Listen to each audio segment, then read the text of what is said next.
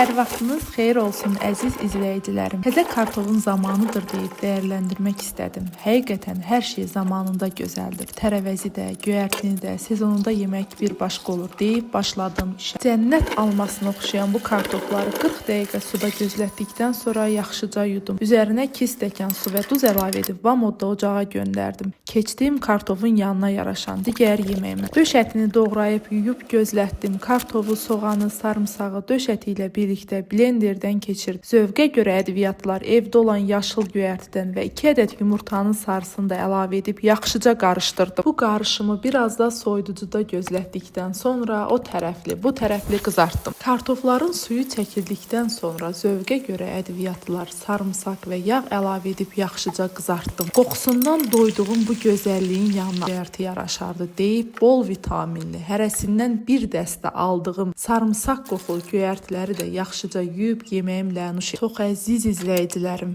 hər şeyin təbiisi deyib yarpızlı çayımı da dəmlədim. Allahın neməti bu qədərmi gözəl qoxar? İlahi, qoxusundan adamın bütün yorğunluğu çıxır. Yarpızlı çayın faydalarını danışmaqla bitməz. Rəylərdə fikirlərinizi bölüşsəniz şad olaram. Dəstəyiniz mənim üçün çox önəmlidir. Hələlik.